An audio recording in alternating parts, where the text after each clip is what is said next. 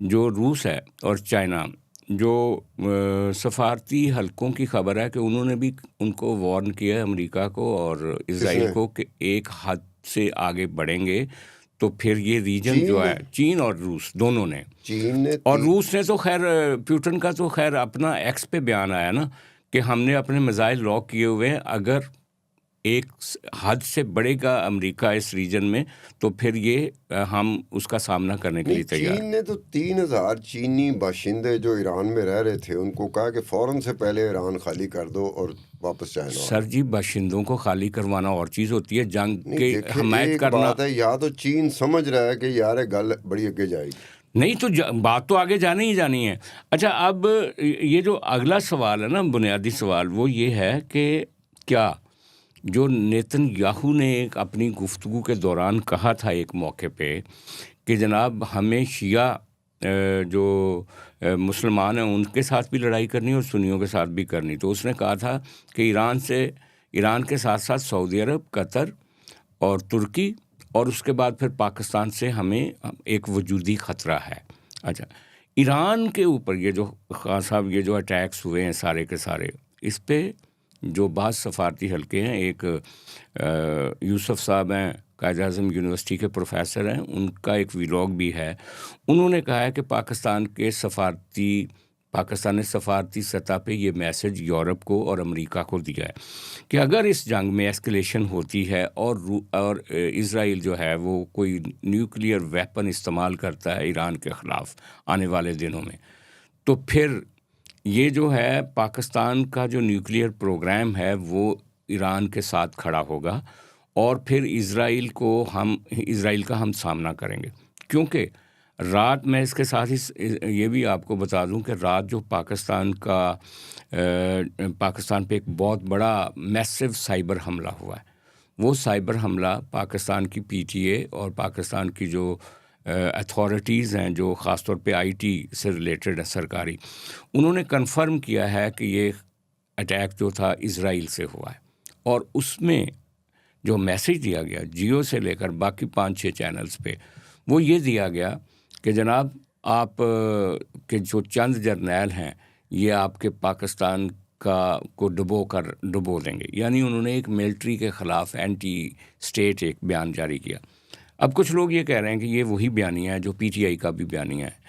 तो सूरत हाल काफ़ी गंभीर होती जा रही है। It is not so simple कि एक कन्वेंशनल जंग नहीं है कि इधर से 4 मिसाइल आए और उधर से 4, ये रीजनल जंग होने का ख़तरा है।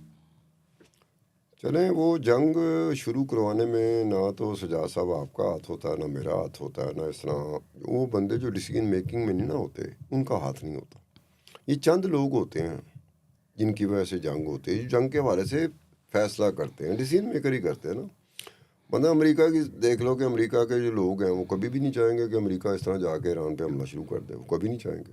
अगर मेजोरिटी की अगर दे लिया जाए, गैलअप कराया जाए, सर्वे कराया जाए, तो अमेरिका में मेजोरिटी जो अमेरिकी शहरी हैं ना वो कहेंगे कि जनाब क्या ज़रूरत थी आप ईरान में घुस गए।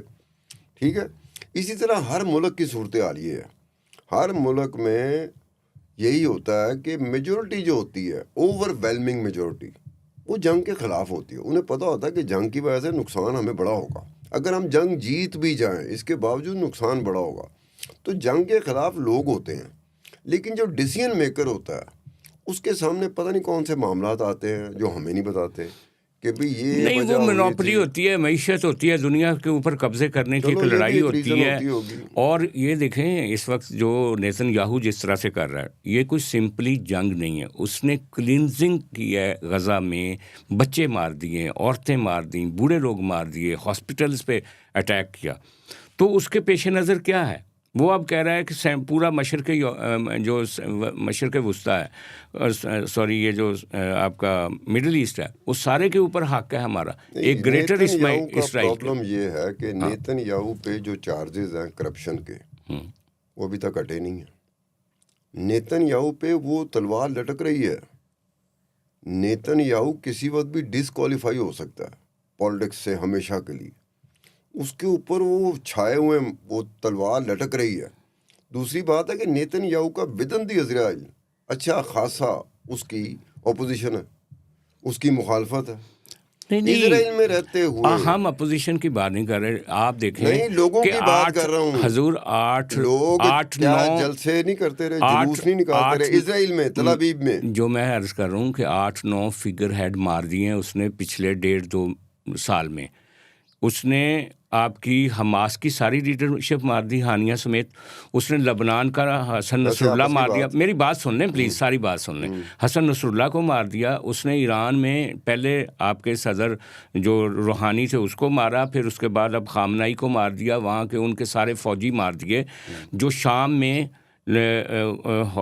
और वहाँ पे यमन में, और शाम, यमन, इराक और आपका लबनान में जो मिलिशियाज थे, उन सबको उसने उड़ा के रख दिया है। और आप समझते हैं कि उसके मुल्क के लोग उसको रोक लेंगे? नहीं, रोकेंगे नहीं। लोग कहाँ रोक सकते हैं? तो फिर लोग मुजाहरा कर सकते हैं। हाँ, तो मुजाहरा तो ट्रंप के खिलाफ भी हो जाता है। इजराइल की मैं बात कर रहा हूँ, नेतन्याहू के खिलाफ। इजरायली लोगों ने, इजरायली जो बाशिंदे हैं जो इजराइल में रहते हैं, उन्होंने एक प्रोटेस्ट नहीं, उन्होंने बेशुमार प्रोटेस्ट किए हैं। हाँ साहब, इनका फ़ायदा क्या है? वो काउंटर प्रोडक्टिव है ना।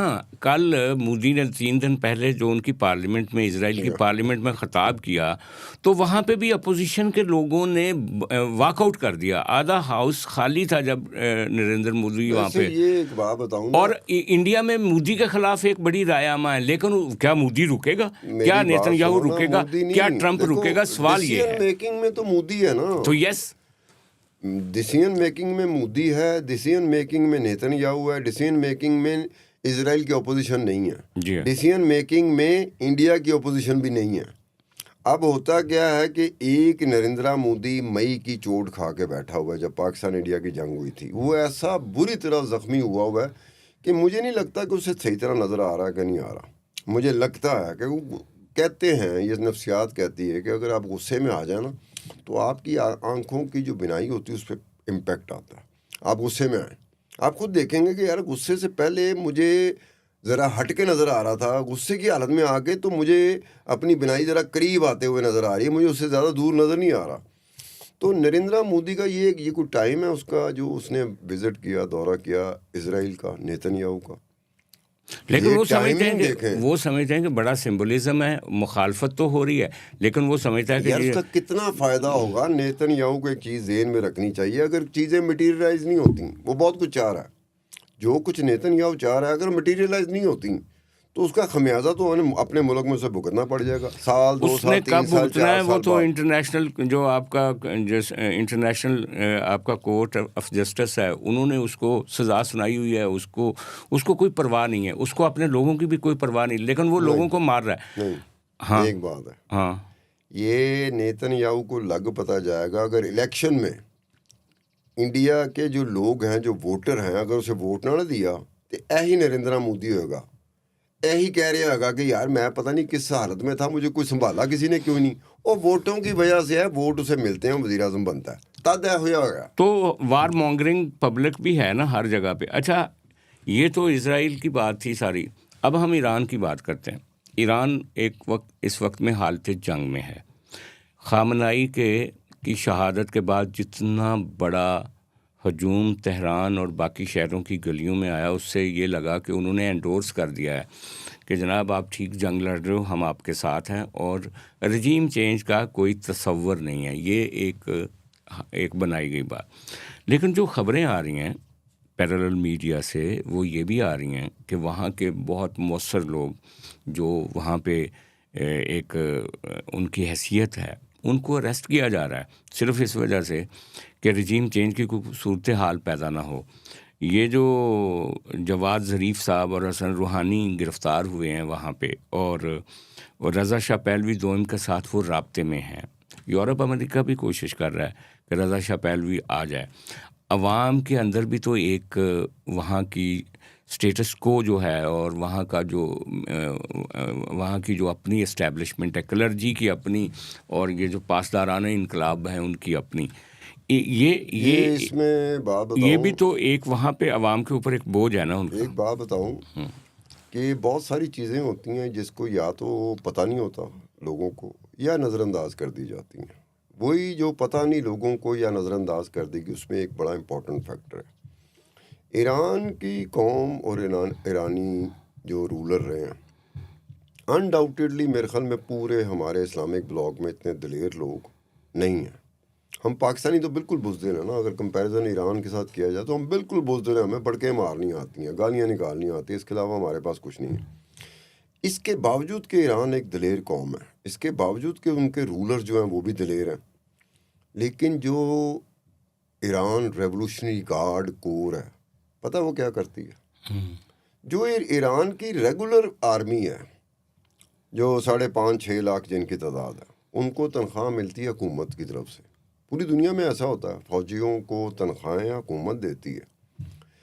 जो इस्लामिक रेवोल्यूशनरी गार्ड है, उसने 1/5 जो रजिस्टर्ड कंपनियां हैं तेहरान स्टॉक एक्सचेंज पे, उन पे उनकी मोनोपली है, और उसके अलावा बेशुमार ऐसे कारोबार हैं जिसमें उनका शेयर है। यानी वो भी वहाँ पे कारपोरेट, वो मैं कह रहा हूँ कि वो जो कारोबार है उसमें बैंकिंग भी है, हमारी तरह ऑयल भी है, जैसे हमारे फौजी कंस्ट्रक्शन फाउंडेशन भी है और अस्करी बैंक है। अच्छा, बात तो सुन लेना, कंस्ट्रक्शन भी है, टेलीकम्युनिकेशन भी है, और DHA। इसके अलावा जो अंडरग्राउंड इकोनॉमी है ना ईरान की, उस पे भी मोनोपली है ईरान रेवोल्यूशनरी गार्ड कोर की। अब ये होता क्या है कि जब इनकलाब आया था ईरान का 1979 में, तो अकेली क्लर्जी नहीं थी, इसके साथ और बेशुमार ऐसे फैक्शन थे ईरान के जो उसके रज़ा शाह पहलवी के खिलाफ थे। वो बड़े अरसे से जद्दोजहद कर रहे थे, अपनी जद्दोजहद, सियासी जद्दोजहद में उन्होंने जानें भी दी। उसमें लेफ्ट भी था, उसमें सेंट्रल, उसमें हर तरह के लोग थे, मॉडरेट भी थे, लिबरल भी थे, मतलब लिबरल भी थे, मॉडरेट भी थे, सेकुलर भी थे, और ईरान के जो ट्रेडिशनल इस्लामिक ब्लॉक्स हैं वो भी हैं। ये ईरान के ट्रेडिशनल इस्लामिक ब्लॉक नहीं है जिनकी हुकूमत है। ये यहाँ से हुआ कि जो रिलीजियस अथॉरिटेरियनिज्म है ना, वो कई दफ़ा अपने ही साथियों को दूर कर देती है अपने आप से, या अपने ही साथियों को निगल भी लेती है। अब हुआ क्या था कि आपको पता, जब इस्लामिक रेवोल्यूशन आया